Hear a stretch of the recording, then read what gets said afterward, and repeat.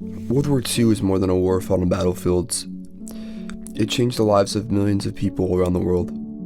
For civilians, it meant rationing food, surviving bombings, saying goodbye to loved ones, and living with fear and uncertainty. For soldiers, it meant fighting across Europe, Africa, and the Pacific in some of the most brutal battles in history. At the same time, scientists and engineers were developing new weapons and technologies that would change the course of the war.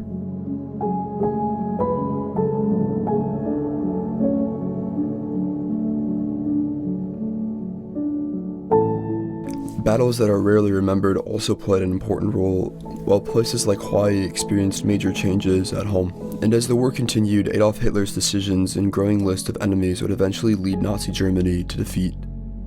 In this documentary, I will explore what life was really like during the war, the weapons that changed it, the forgotten battles that shaped its outcome, and the story of Hawaii, and the reasons Hitler ultimately lost. This is the story of World War II, including the major events that shaped its course and changed history. When we think about World War II, we often picture soldiers, battles, and famous leaders, but millions of everyday people, men, women, and children, were also living through it. Their lives changed completely.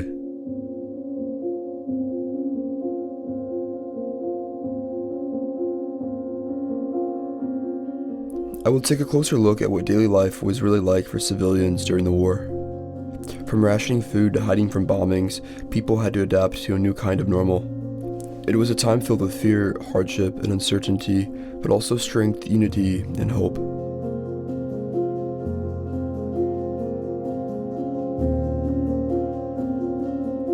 During World War II, food and supplies were in short supply. Countries had to send many of their resources to support the military, which meant that regular people had to live with less. To make sure everyone got a fair share, governments introduced rationing. People were given ration books with coupons that told them how much food or gas they were allowed to buy. In places like the United Kingdom, this meant families could only have a small amount of items like meat, sugar, and butter each week. For example, a person might get just 1 egg per week or a few ounces of cheese. This forced people to get creative with how they cooked and ate.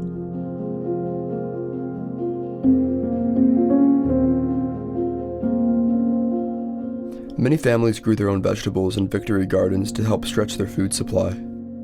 The same happened in the United States, where items like coffee, rubber, and even shoes were rationed. People were encouraged to recycle materials, save cooking fat, and avoid wasting anything.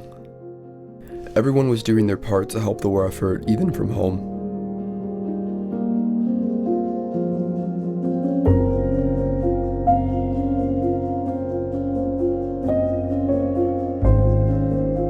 Another huge part of life during the war was air raids and bombings. Many cities were targeted by enemy planes, and civilians had to learn how to protect themselves. In Britain, people lived through the Blitz, a time when German planes bombed London and other cities almost every night for months. Families would run to bomb shelters or sleep underground in subway stations just to stay safe. People learned to listen for air raid sirens, which gave them just a few minutes to find cover.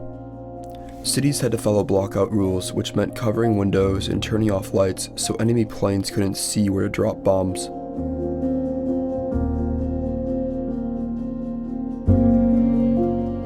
People carried gas masks everywhere just in case. It was scary and exhausting, but many got used to living this way for long periods of time.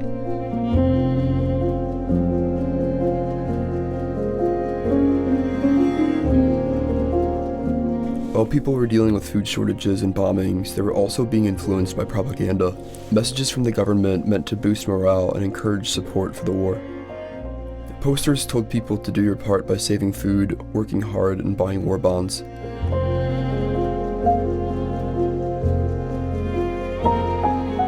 One famous image was Rosie the Riveter, who encouraged women to work in factories while the men were away at war.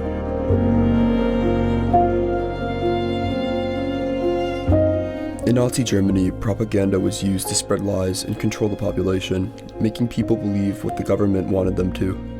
Every country uses propaganda in its own way, but the goal is the same: keep people motivated and united during difficult times.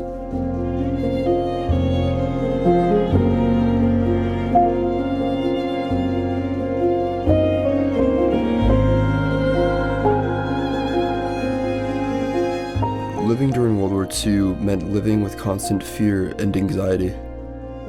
Families were worried about loved ones who were away fighting. Many had no idea where their sons, husbands, or brothers were, or if they were even alive.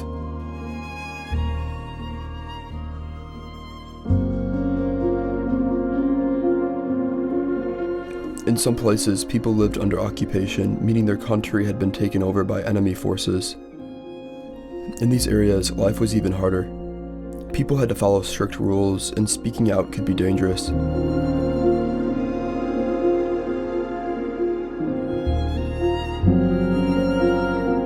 Jewish families and other targeted groups faced the most fear of all, as they were forced into ghettos or taken to concentration camps. Many of them never returned.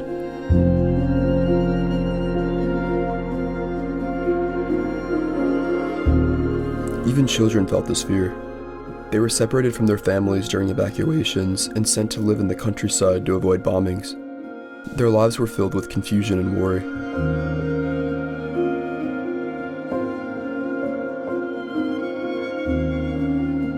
And yet, despite everything, people kept going. During World War II, people showed incredible strength. Women stepped into jobs that were once only done by men, working in factories, driving trucks, and even building airplanes. Kids still went to school, often in basements or temporary buildings. Communities came together, helping each other with food, shelter, and support.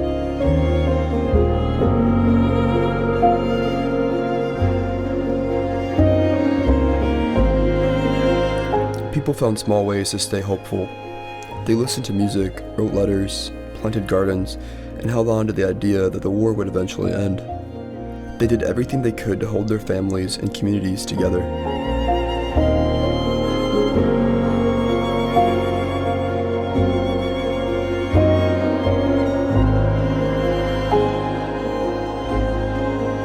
So what was life really like during World War II?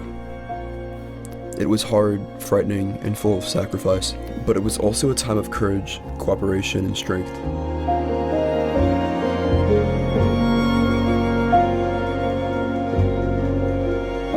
While soldiers fought on the front lines, ordinary people back home were fighting their own battles, learning how to survive, support one another, and keep hope alive. Their stories remind us that even in the darkest times, the human spirit can endure.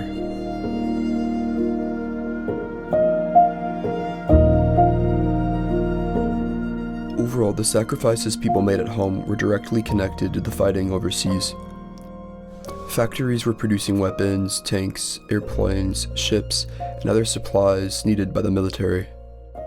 As the war continued, both sides looked for new technology that could give them an advantage. Scientists and engineers worked to create better weapons and new ways to fight. Some of these inventions would play an important role in deciding the outcome of the war, while others would change warfare forever. To understand how the war was fought, we first need to look at the weapons and technology that shaped World War II. World War II wasn't just a battle fought with tanks, planes, and soldiers. Behind the scenes, it was also a race for technology, a secret war full of inventions that most people didn't know about at the time. These secret weapons weren't just tools of destruction. Many of them helped shape the outcome of the war and even change the world we live in today. I will be taking a closer look at some of the most important and lesser-known weapons and technologies used during World War II.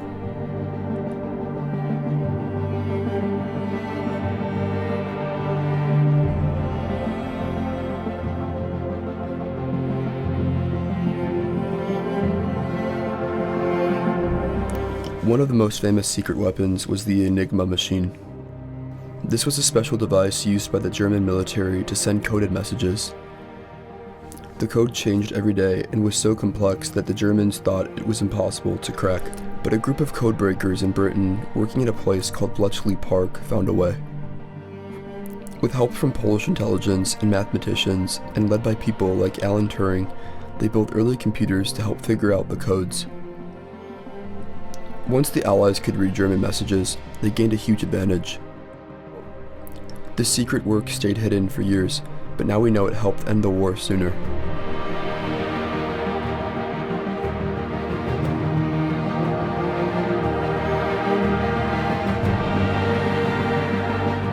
Another powerful secret weapon was the V-2 rocket, built by Nazi Germany. It was the world's first long-range guided missile. It could travel faster than the speed of sound and hit cities like London from hundreds of miles away.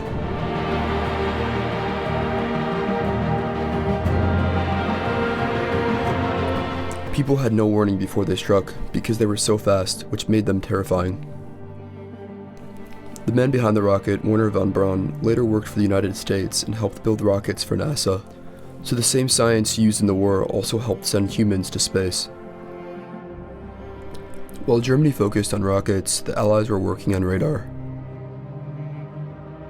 Radar used radio waves to detect incoming aircraft even in the dark or bad weather. It became a game changer, especially during the Battle of Britain, when the British used radar to spot German bombers before they reached their targets. This gave the Royal Air Force time to respond and defend the country.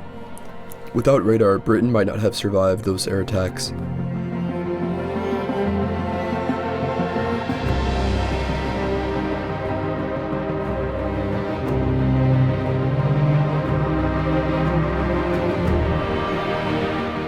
Another breakthrough was the use of jet engines.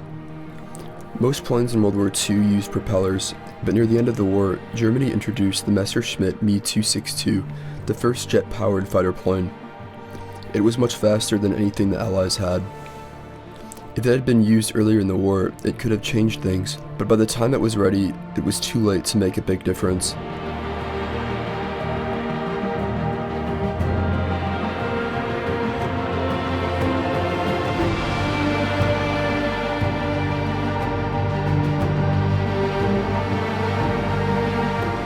Perhaps the most powerful secret weapon of all was the atomic bomb developed by the United States in a top-secret program called the Manhattan Project. Thousands of scientists worked in secret to understand nuclear energy and create the first nuclear weapons.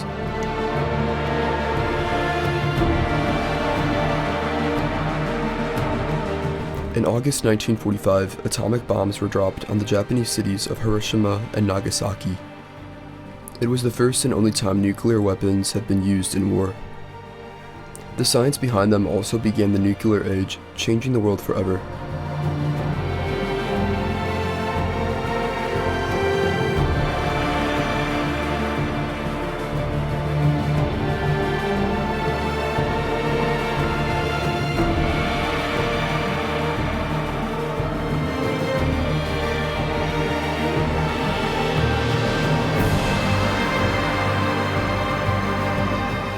Not all secret weapons were machines or bombs.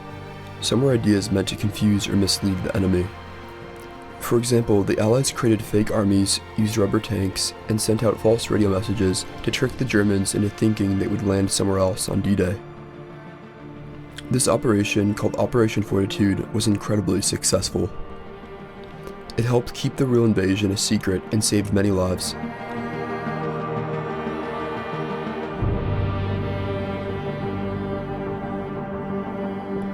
There were also smaller, lesser-known technologies that made a big difference. The Allies used sonar to detect German submarines under the ocean, which helped protect important supply ships. They also used camouflage to hide factories and airfields from enemy planes. In the end, World War II was shaped not just by who had the most soldiers or the biggest guns, but who had the smartest ideas and the most advanced technology. Many of these secret weapons remained unknown to the public until years later. These new technologies were changing the way the war was fought, but the war was also changing life far away from the battlefields. For the United States, the change came suddenly in December 1941. Japan launched a surprise attack on Pearl Harbor in Hawaii, bringing the United States directly into World War II. The attack didn't just change America's role in the war, it also completely changed daily life in Hawaii and across the United States. To understand what happened next, we need to look beyond Pearl Harbor and how the war affected the people living in Hawaii. When most people think of Hawaii during World War II, they almost always picture the same dramatic moment, the attack on Pearl Harbor on December 7th, 1941. It's the event that brought the United States into the war, and it's one of the most recognizable moments in American history. The real story of Hawaii during the war didn't end when the smoke cleared. In many ways, it was only the beginning. What followed was a long, complicated, and often overlooked period where life in Hawaii completely changed.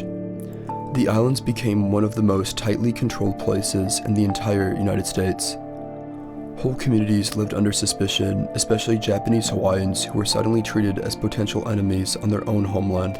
And from the same community came one of the most heroic groups of soldiers to ever serve in the US military. This was the men of the 442nd Regimental Combat Team.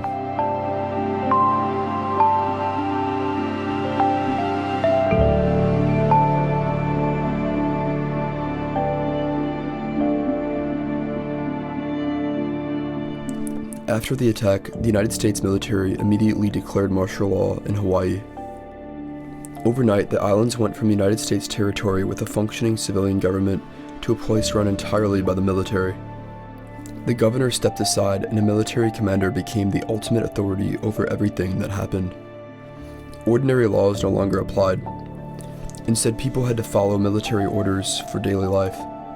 Hawaiian residents suddenly had to carry military-issued identification cards everywhere they went. Curfews were imposed often early in the evening, meaning that by nighttime the streets were empty and silent. Blackouts were strictly enforced, and people had to cover every window and turn off all lights at night to prevent any possible signal that might help enemy aircraft. Even a small amount of light could lead to fines or arrest.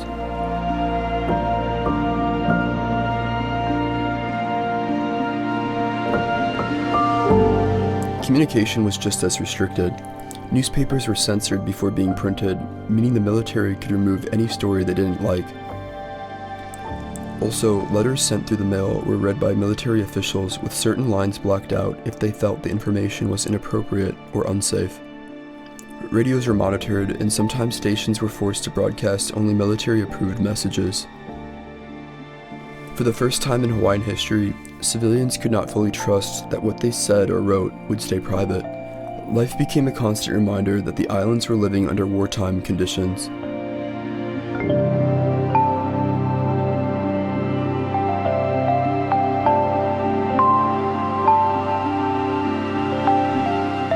One of the most extreme parts of martial law was the use of military courts to handle civilian trials. Instead of being judged by local judges or juries, many Hawaiians were brought before military officers who acted as both judge and jury. More than 50,000 civilians went through these courts for violations ranging from curfew problems to more serious accusations. Many of these trials were brief with few legal protections. Hawaii was essentially living under military dictatorship, even though it was a part of the United States.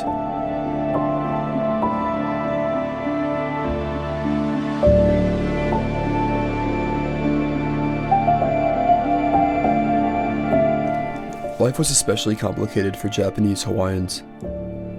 They had lived in the islands for generations and made up almost 40% of the population.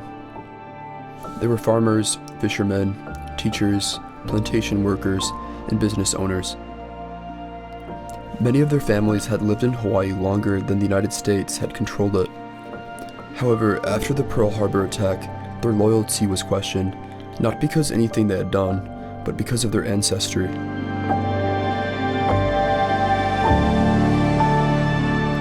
On the mainland, over 110,000 Japanese Americans were sent to internment camps. Hawaii did not experience internment on that scale, mostly because islands needed Japanese Hawaiian workers to keep the economy functioning. Sugar plantations, docks, and transportation systems would collapse, which would affect the islands during wartime. Even though mass internment did not happen in Hawaii, thousands of Japanese Hawaiians still faced arrest and detention.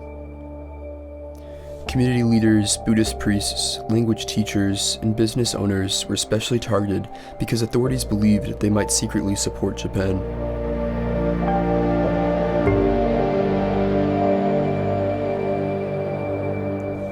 Many were taken from their homes with little warning and transferred to mainland internment camps. Families were often left without any explanation of where their relatives were taken or when they would return. Those who remained in Hawaii faced constant surveillance. Japanese language schools were shut down, and cultural gatherings were closely watched. Many Japanese Hawaiians felt they had to prove their loyalty every day just to live peacefully. Despite this pressure, Japanese Hawaiians became an important part of Hawaii's wartime identity through their service in the United States Army. In 1943, the government formed the 442nd Regimental Combat Team, a segregated unit made almost entirely of Japanese American volunteers. Most of these men came from Hawaii and volunteered while their families were still living under martial law. Their decision to serve was a powerful statement. They wanted to show that they were American and that they would fight for the United States even if the country didn't fully trust them.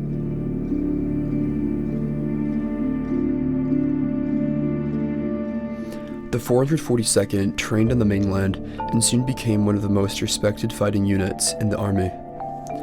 They fought in Europe in places like Italy, France, and Germany, often facing some of the toughest and deadliest missions. Their bravery and determination quickly earned them a reputation. Over the course of the war, the 442nd became the most decorated unit of its size and length of service in U.S. military history. They earned thousands of medals, including 21 Medals of Honor, the highest military award in the United States.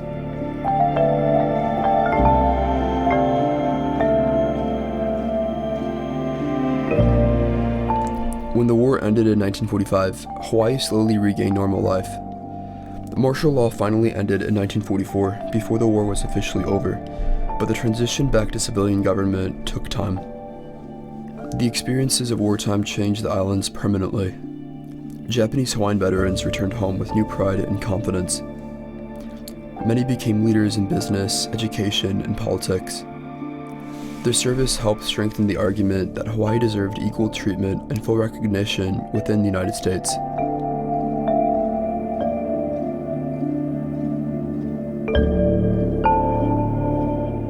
Overall, World War II left Hawaii with a deeper sense of unity. The shared hardships, the blackouts, the strict rules, the economic challenges, and the sacrifices made by families brought the island's diverse communities closer together. Also, the bravery of the 442nd, combined with the daily resilience shown by civilians, created a new understanding of what it meant to be American in Hawaii. This is the side of the war that isn't talked about as much, but it is one of the most important chapters in Hawaiian history.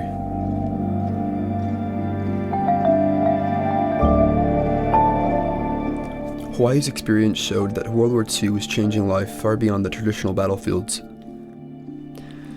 The attack on Pearl Harbor had brought the United States into the war, and American forces were now preparing to fight across the world.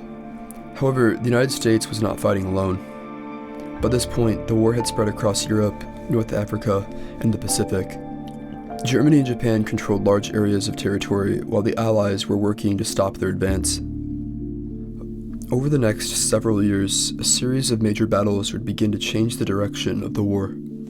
Some are famous today, while others have been largely forgotten. Together, they would determine which side would ultimately win. When people think about World War II, a few famous battles usually come to mind. Many remember the Allied invasion of France during D-Day, the brutal fighting between Germany and the Soviet Union at the Battle of Stalingrad, and the famous flag raising during the Battle of Iwo Jima. These battles were incredibly important and helped determine how the war would end. However, World War II was fought across much of the world, and many other battles played major roles in shaping the conflict. Some of these battles happened in remote places far away from the cities and front lines most people know about. Others involved smaller countries fighting powerful armies. Over time, these conflicts became less well known, even though they influenced the decisions of world leaders and changed the direction of the war.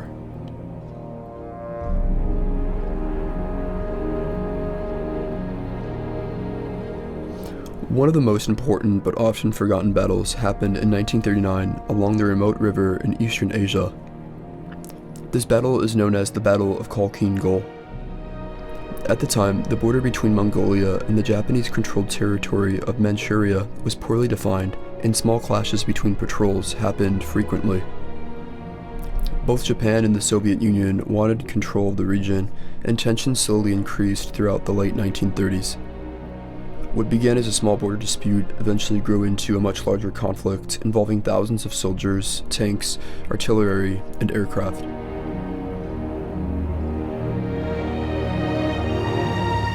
The Soviet forces were commanded by a relatively unknown general named Georgy Zhukov. At the time, Zhukov had not yet become the famous military leader he would later be known as during World War II.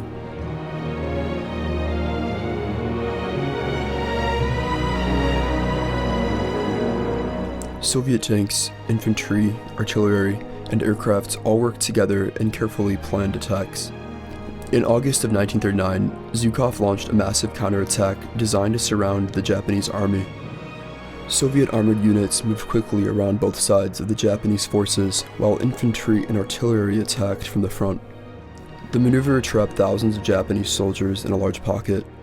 Once surrounded, the Japanese army could not escape and suffered heavy losses from artillery fire and air attacks.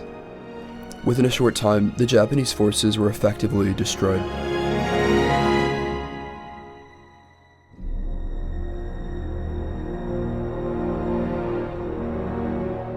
The outcome of this battle had major consequences that went far beyond the battlefield itself.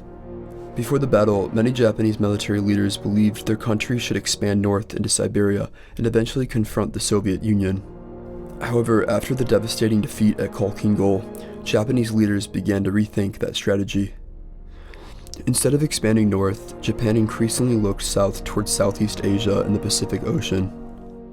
This decision eventually led Japan into conflict with the United States and contributed to the attack on Pearl Harbor. In this way, a battle fought in a remote and largely unknown region helped shape the future direction of the entire Pacific War. Around the same time, another conflict was taking place much closer to Europe. In November of 1939, the Soviet Union invaded Finland in a conflict that became known as the Winter War. The Soviet Union had a massive army with hundreds of thousands of soldiers, large numbers of tanks, and powerful artillery. Finland, by comparison, was a small country with far fewer resources and a much smaller military. Many observers believed Finland would be quickly defeated. However, the geography and climate of Finland played an important role in how the war unfolded. Finland is covered with thick forests, frozen lakes, and rough terrain. During the winter months, temperatures can drop far below freezing, and snow covers much of the landscape.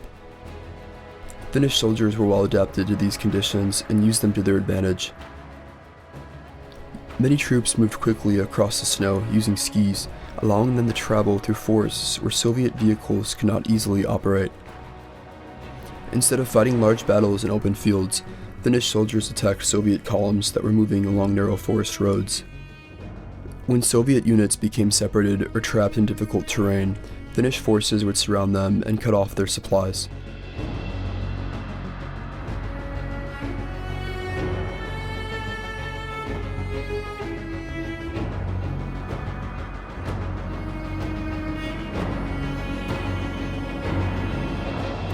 One tactic used by the Finnish army became particularly well known. It was called Matti tactic, a Finnish word that originally referred to stacks of chopped firewood. The idea was to divide a large enemy formation into smaller isolated groups. Once the Soviet forces were broken into smaller pockets, Finnish soldiers could attack them one by one. This strategy allowed a smaller army to defeat larger forces by isolating them and destroying them piece by piece.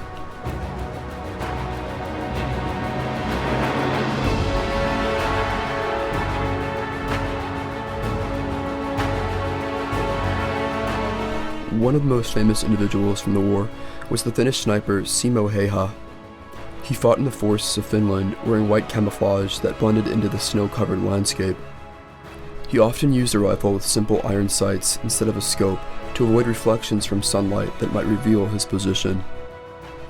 During the Winter War, he recorded more than 500 confirmed kills, making him one of the most effective snipers in military history. Soviet soldiers began calling him the White Death. Despite their remarkable resistance, Finland eventually agreed to a peace treaty in 1940 and gave up some territory to the Soviet Union. Despite their remarkable resistance, Finland eventually agreed to a peace treaty in 1940 and gave up some territory to the Soviet Union. However, the war revealed serious weaknesses in the Soviet military. The Red Army struggled with poor leadership, coordination problems and difficulties operating in harsh winter conditions.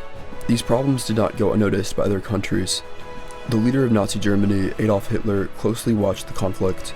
The Soviet army's poor performance helped convince him that the Soviet Union could be defeated quickly. 2 years later, Germany launched Operation Barbarossa, the largest military invasion ever attempted.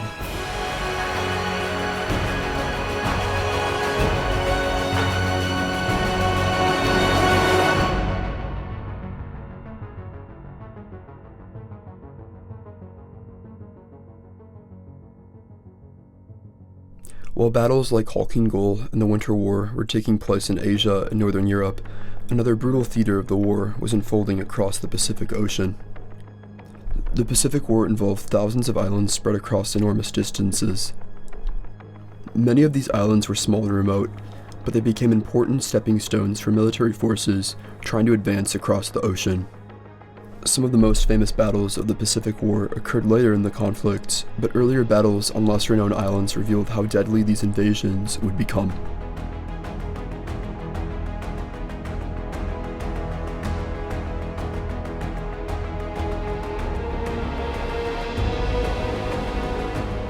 One of the most shocking early battles was the Battle of Tarawa. Tarawa was a small coral atoll in the Central Pacific that had been heavily fortified by Japanese forces. The island was covered with bunkers, trenches, and machine gun positions designed to defend against an invasion. American planners believed the island could be captured quickly, possibly within a few days. However, the attack did not go as planned. When United States Marines approached the island and landing craft, many boats became stuck on coral reefs because the water was too shallow. As a result, many soldiers had to climb out of their boats and wade through hundreds of yards of water while under heavy enemy fire.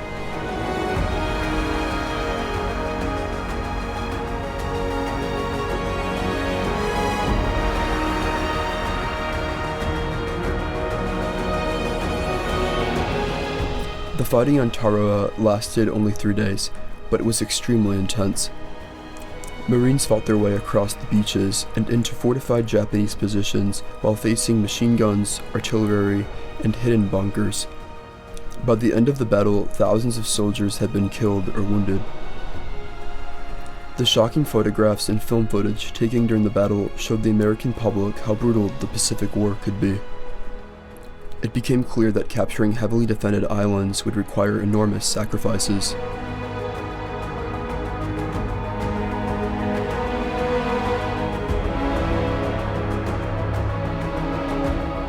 Another little-known battle occurred far to the north in the Aleutian Islands of Alaska during the Battle of Attu. Attu was a cold, remote island covered with mountains, fog, and harsh weather. Fighting there was extremely difficult because soldiers had to deal not only with enemy forces, but also with freezing temperatures and constant storms. Visibility was often poor, and the rough terrain made it difficult to move equipment or supplies.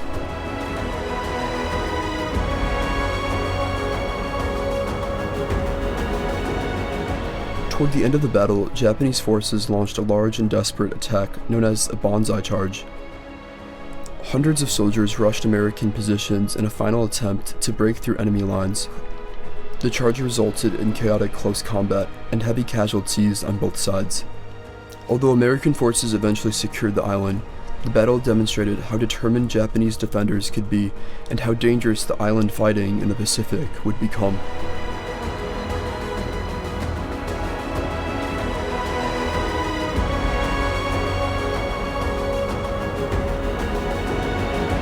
These battles may not be as famous as some of the major turning points of World War II, but they were still extremely important.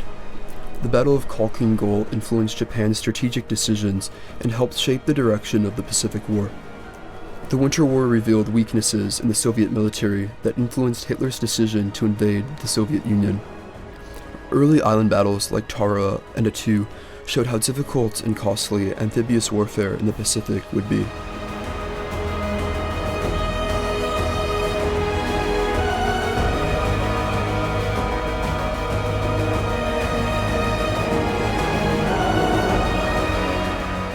World War II was a truly global conflict that reached across continents and oceans.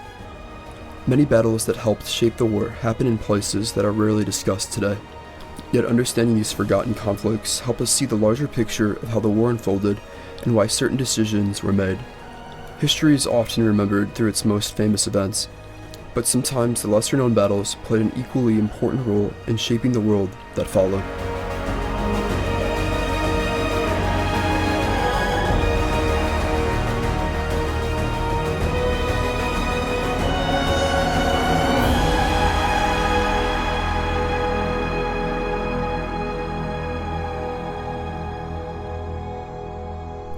By 1944, the war had changed dramatically.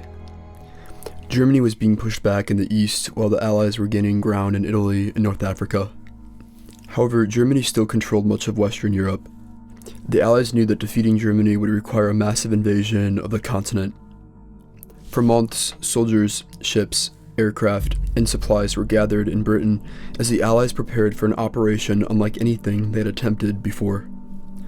The next major step would come on June 6, 1944, when Allied forces launched the invasion of Normandy.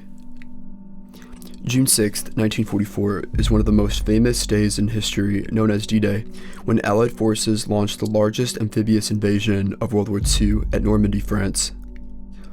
Over 156,000 troops from the United States, Britain, and Canada landed on beaches named Omaha, Utah, Juneau, Gold, and Sword.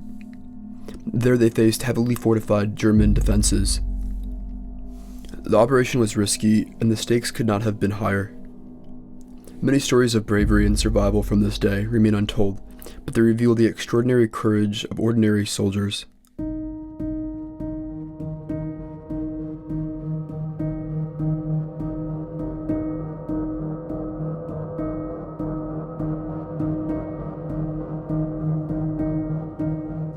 One of the most remarkable stories happened in the small town of Sainte Marie-Église.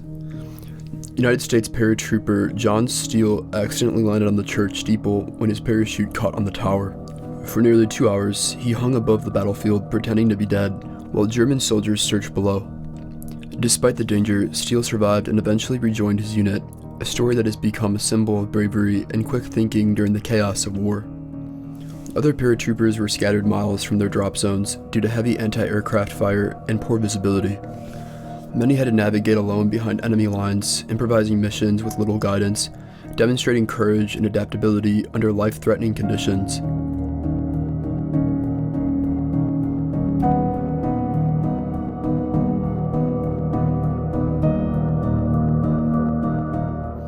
Meanwhile, medics played a critical role in the beaches, often risking their lives to save wounded soldiers. Waverly B. Woodson Jr., an African-American medic, treated dozens of soldiers under constant gunfire at Omaha Beach. The medics moved along the sand and through the water, stopping to help anyone in need, often working for hours without rest. Their bravery and dedication saved countless lives and showed a different kind of heroism. One focused on compassion and survival rather than combat.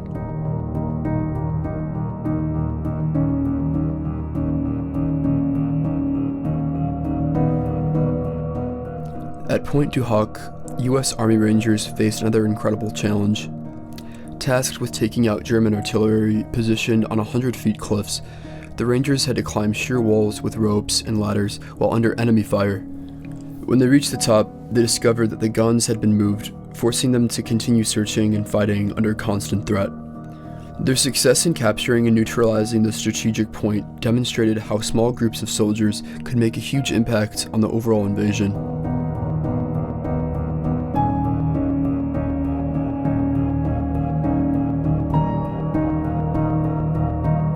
The soldiers on the beaches faced seemingly impossible odds.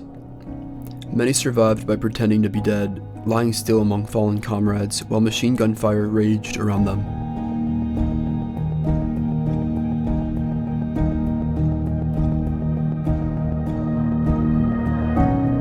These small acts of survival were miracles in themselves and contributed to the overall success of the operation.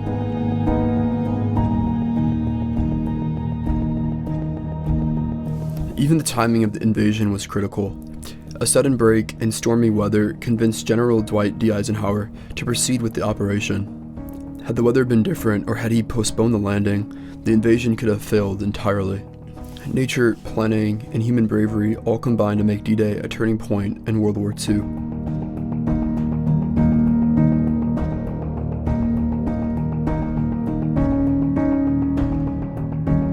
The stories of D-Day are more than numbers or military strategy. They're about the courage, sacrifice, and determination of individuals. Paratroopers, medics, rangers, and ordinary soldiers risked everything in extraordinary circumstances. Their heroism reminds us that history is shaped not just by generals and plans, but by the actions of people who faced fear head-on. These untold stories of bravery, survival, and dedication help us understand the human side of D-Day and why it remains one of the most inspiring moments in history. D-Day succeeded, but the fighting was far from over. The Allies still had to push across France and into Germany. At the same time, Soviet forces were advancing from the east, putting Germany under pressure from both sides. For Hitler, the situation was becoming desperate. Germany was losing territory, soldiers, equipment, and resources, while the Allies continued to grow stronger. D-Day had opened a new front in Western Europe, but it was only one part of a much larger collapse. So how did a Germany that had conquered much of Europe just a few years earlier end up surrounded and defeated? To understand how the war ended, we need to look at the decisions and mistakes that ultimately led to Hitler's downfall. Adolf Hitler came dangerously close to taking over much of Europe.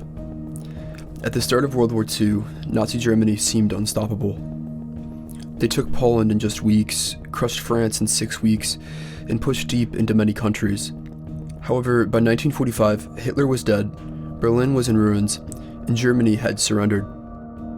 I will break down the key reasons why Hitler lost World War II, and how his biggest mistakes helped bring about his downfall.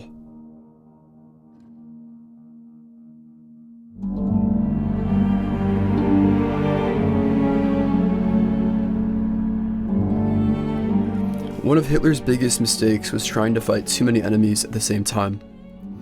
In the early years of the war, Germany had a strong military, but it wasn't built to fight a long global war. Hitler's ambition made him overconfident. After taking over parts of Europe, he believed he could handle more. Although when he attacked the Soviet Union in the east, while still at war with Britain in the west, and later the United States, he stretched his forces too thin. Fighting on multiple fronts made it hard to focus on troops, supplies, and planning, and it slowly wore Germany down.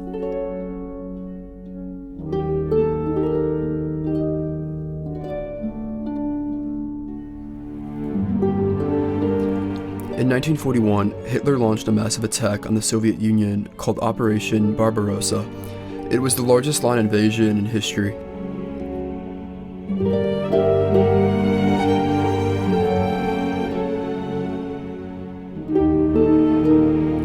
At first, the Germans made big gains, but they underestimated how large the Soviet Union was, how tough the Soviet soldiers would be, and how harsh the Russian winter could get. German troops weren't prepared for freezing temperatures or long supply lines.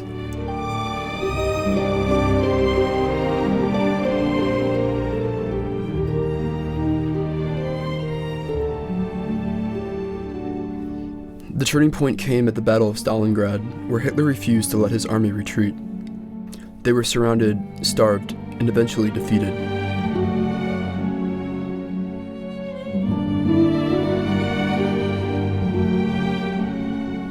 The Soviets began pushing Germany back all the way to Berlin.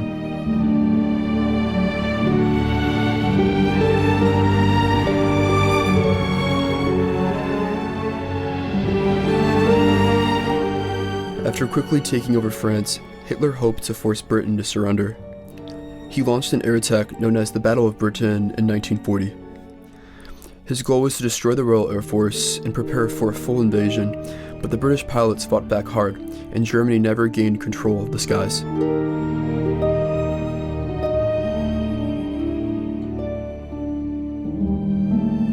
Hitler then shifted from bombing military targets to bombing cities, hoping to break British morale.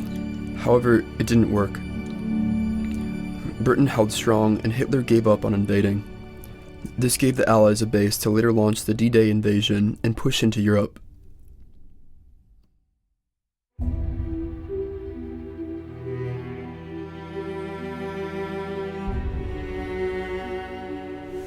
In December 1941, Japan attacked the United States at Pearl Harbor. Hitler didn't need to get involved, but he chose to declare war on the United States anyway. This was a huge mistake.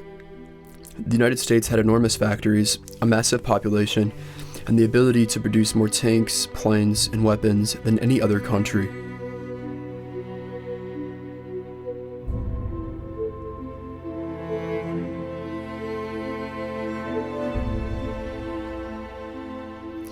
Once America joined the war, Germany was outmatched. The United States helped supply the Allies, land troops in Europe, and lead bombing campaigns against German cities and factories.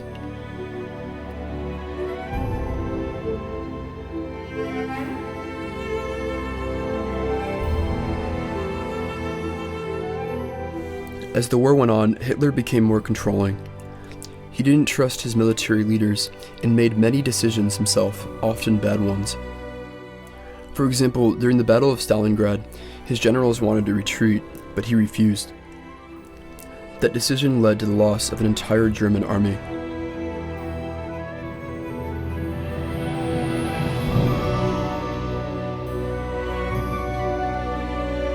He often focused on personal goals or emotional revenge rather than what made sense militarily.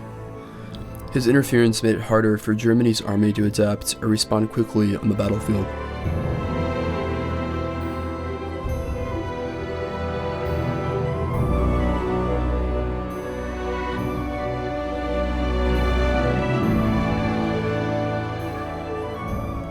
Another reason Germany lost the war was that it ran out of the things it needed to keep fighting. The German military relied heavily on fuel, especially for its tanks and planes. Although by 1944, Germany couldn't get enough oil.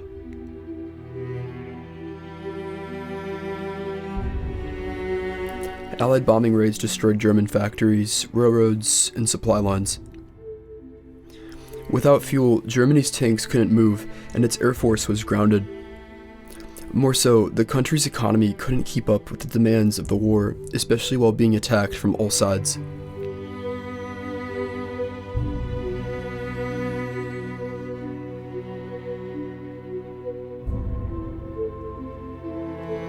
By 1944, the Allies had landed in France during the D-Day invasion and were pushing east toward Germany. At the same time, the Soviet Union was pushing west from the other side. Germany was surrounded, and this led to city after city falling.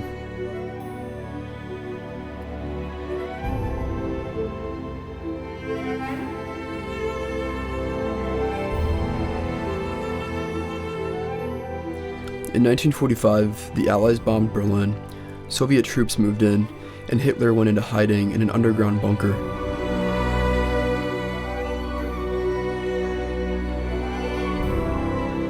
In April of that year, he died by suicide. Just days later, Germany surrendered.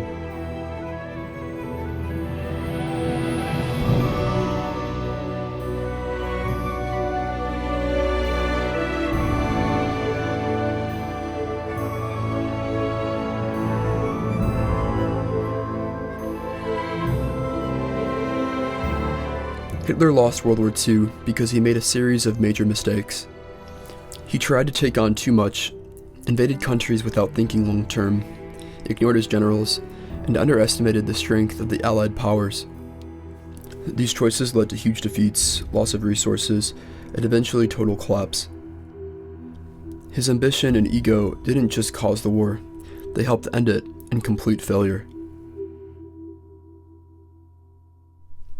By the spring of 1945, World War II in Europe was finally coming to an end. Hitler was dead, Nazi Germany had surrendered, and the Allied armies had won. However, the cost of victory was enormous.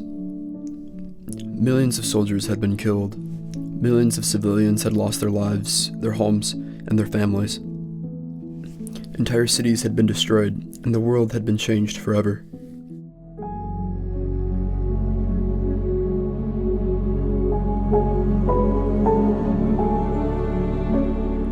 Throughout World War II, we have seen more than just famous battles and military leaders.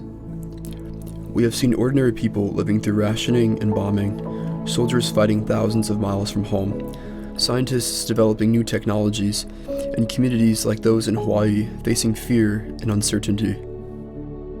We've also seen how battles that are rarely remembered helped shape the decisions that followed, and how events like D-Day helped turn the tide against Nazi Germany.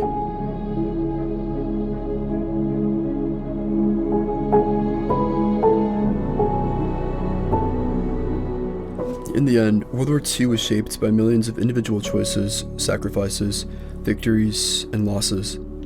No single battle or person decided the outcome. It was the combined strength and determination of the Allied nations that eventually brought the war to an end.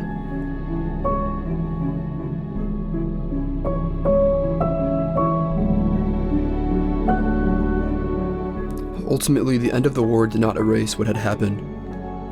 The weapons developed during the conflict changed the future. Also, the destruction reshaped nations. Additionally, the experiences of those who lived through the war would be remembered for generations.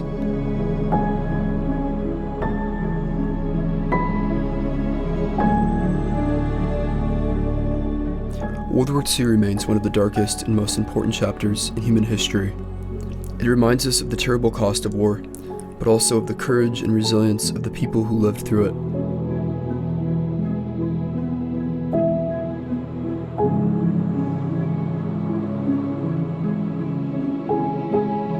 The war eventually ended in 1945. However, the stories of those who fought, sacrificed, suffered, and survived would never truly end. Their experiences continue to shape how people understand war, courage, and the world lived in today.